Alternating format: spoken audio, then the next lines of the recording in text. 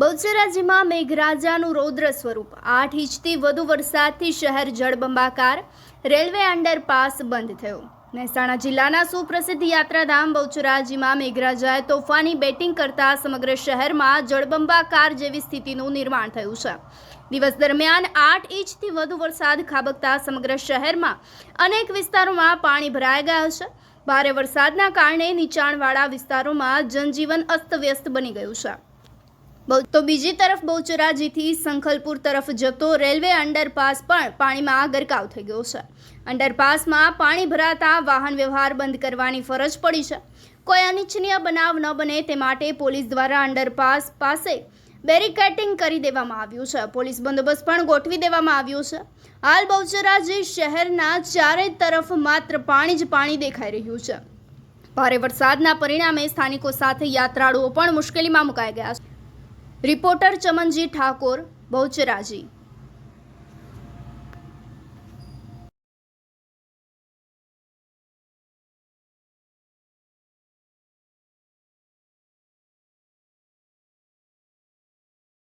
ચારે બાજુ જ્યાં જોઈએ ત્યાં પાણી જ પાણી છે અને છેલ્લા 25 વર્ષથી આ સ્થિતિ હું જે જોઉં છું કે ખબર છે કે બહુચરાજીમાં 2 ઇંચ વરસાદ પડે કે 5 ઇંચ વરસાદ પડે તો પણ પાણી ભરાઈ જાય છે. તો આ વખતે ખૂબ વરસાદ પડ્યો છે.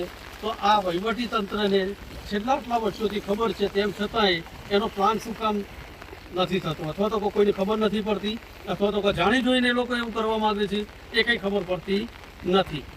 નગરપાલિકા છે આ વખતે, તો એ વખતે એવું હતું કે ભાઈ નગરપાલિકા છે તો બધું બહુ જ જોરદાર સારું થઈ જશે. પણ આપણા માધ્યમથી કહેવા માગું છું કે નગરપાલિકામાં બેઠેલા જે ચૂંટાયેલા કોર્પોરેટરનો પણ મારો સવાલ છે કે આ બહુચરાજીમાં પાણીના નિકાલ માટે તમારી પાસે કોઈ રસ્તો છે ખરો? અથવા તો વહીવટી તંત્રની રાહ જોઈ રહ્યા છો, અથવા તો વહીવટી તંત્ર પાસે કોઈ રસ્તો છે કે નથી, ખબર નથી. પણ ખૂબ લોકો હેરાન થઈ રહ્યા છે અને આ દર વર્ષની પરિસ્થિતિ છે. આ વખતે તો એવી ભૂંડી સ્થિતિ છે કે ના પૂછો વાત. બેચરાજીની બજાર, બેચરાજીનું ગન્નાળું, બેચરાજીની રેલવે, બેચરાજીની સ્કૂલો, આ બધા જ પ્રશ્નો એમનેમ છે. ચોમાસું આવે એટલે અહીંયા તમે જુઓ તો બેચરાજીની બજાર બંધ, અહીંથી સિવિલ જવાનું બંધ, સ્કૂલે જવાનું બંધ. ના સંખલપુરના લોકો અહીંયા આવી શકે અને ના બજારના લોકો સ્કૂલે કે સિવિલ જઈ શકે. આ ગન્નાળાનો પ્રશ્નનો સોલ્વ કેમ? કોઈ પણ વસ્તુની જે સમસ્યા હોય એનું સમાધાન હોય, પણ મને લાગે છે કે તંત્રએ આ સમાધાન કરવું જ નથી. આ જ જગ્યાએ ખરેખર આ ઓવરબ્રિજ બનાવ્યો હોત તો આજે બધા જ લોકોને શાંતિ હતી, બધા જ લોકો આવી જઈ શકતા હતા. બાજુમાં જ અમે જ્યાં ઊભા છીએ ત્યાં બાજુમાં જ એપીએમસી છે. કરોડો રૂપિયાનો માલ બગડી ગયો, કરોડો રૂપિયા લોકોના, ખેડૂતોના અને વેપારીઓના સાવ નકામા ગયા, છતાંય તંત્ર જાગતું નથી. હું એ જોઉં છું કે જ્યારે આ ચોમાસું નથી હોતું ને સરસ દિવસો હોય છે ને ત્યારે કોર્પોરેટરો આવી અને અહીંયા ફોટા પડાવી અને બહુ સ્વચ્છ બેચરાજી છે ને, સ્વચ્છતાની જરૂર ત્યારે છે કે અત્યારે તમે નીકળો ખબર પડે કે કેટલી સ્વચ્છતા છે. સ્વચ્છતાના ફોટા પડાય, ખાલી ગલીઓમાં જઈને ફોટા પડાય, કંઈ વળે નહીં.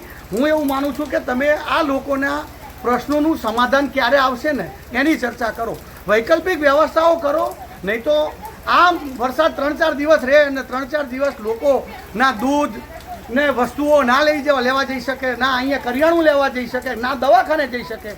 આવી વ્યવસ્થા લોકોમાં છે અને તકલીફો છે, તો આ તકલીફોનું નિવારણ જલ્દીમાંથી જલ્દી લાવો એવી જ અપેક્ષા.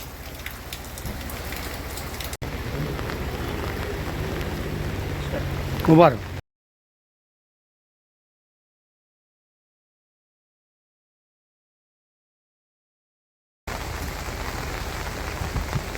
મારું નામ કઢવી દિનેશ દાન, હું બેચરાજી શહેર કોંગ્રેસ પ્રમુખ છું.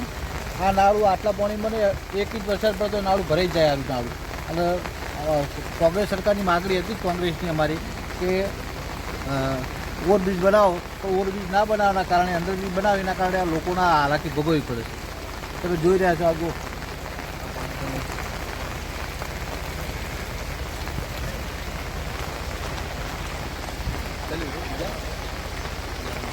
જો કેટલાય વર્ષોથી આ બેચરાજીની પ્રજા હેરાન થઈ રહી છે, છતાંય આ તંત્ર, આ સરકાર, આ ભાજપ કોઈ જ સમાધાન લાવવા તૈયાર નથી. આ તમે જ્યાં હું ઊભો છું એની બાજુમાં જ એપીએમસી, એપીએમસીમાં કરોડો રૂપિયાનું નુકસાન થયું છે એપીએમસીમાં, છતાંય એ લોકો જાગવા તૈયાર નથી. બીજું, જ્યારે આ નાળું નથી ભરાતું ત્યારે કોર્પોરેટરો અને ભાજપના જે માણસો છે અહીંયા આવી અને ફોટા પડાવી અને જતા રહે છે. આજે આવો ને ભાજપવાળા, ફોટા પડાવો ને, આ ગંડાળામાં પડીને ફોટા પડાવો તો ખબર પડે કે આ પબ્લિકનું શું થઈ રહ્યું છે.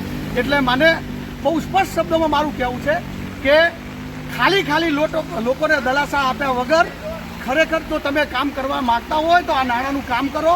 કારણ કે અહીંયાથી સિવિલ, અહીંથી સ્કૂલ, અહીંથી બજાર, અહીંથી વેપારીઓ, આ બધા જ લોકો હેરાન થઈ રહ્યા છે, છતાંય કોઈને પેટનું પાણી હલતું નથી. બીજું, અહીંયાની વ્યવસ્થા જુઓ તમે. જે પાણી ત્યાંથી અહીંયા ગંડાળામાં આવે છે, પેલા રોડથી પાણી આવે છે, પાછું વળીને ગંડાળામાં જાય છે. ક્યાંથી ગંડાળું ખાલી થાય? બીજું તમે જુઓ તો અહીંયા રેલવેમાં કેટલાય લોકો નીચે ચાલીને આવે છે, તો જીવના જોખમે આ લોકો ચાલી રહ્યા છે. એટલે હું ભાજપ, સરકાર, કોર્પોરેટરો અને આ તંત્રને કહેવા માગું છું કે આની વૈકલ્પિક વ્યવસ્થા કરો. કારણ કે દર ચોમાસે તમારે એક મહિનો લોકોને પરેશાની વેઠવી પડે છે.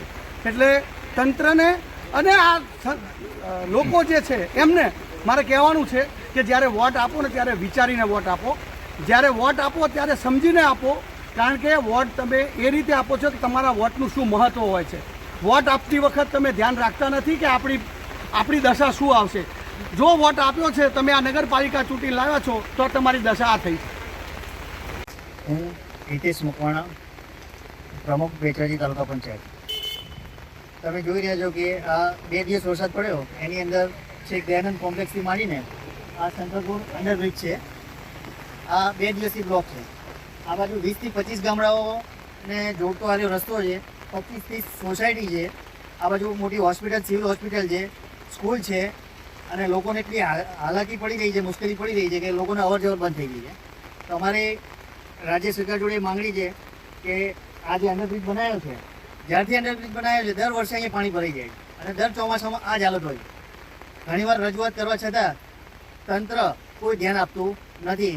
તો અમારી માંગણી છે કલેક્ટર જોડે અને રાજ્ય સરકાર જોડે કે જ્યાં સુધી આ ઓવરબ્રિજ ના બને ત્યાં સુધી તમે વૈકલ્પિક રસ્તા તરીકે કાલરી ફાટકથી માંડીને જે રાધાકૃષ્ણ સોસાયટીની બાજુમાંથી રસ્તો નીકળે છે એ રસ્તો તમે તાત્કાલિક બનાવરાવો અને આ સમસ્યાનો હલ કરાવરાવો.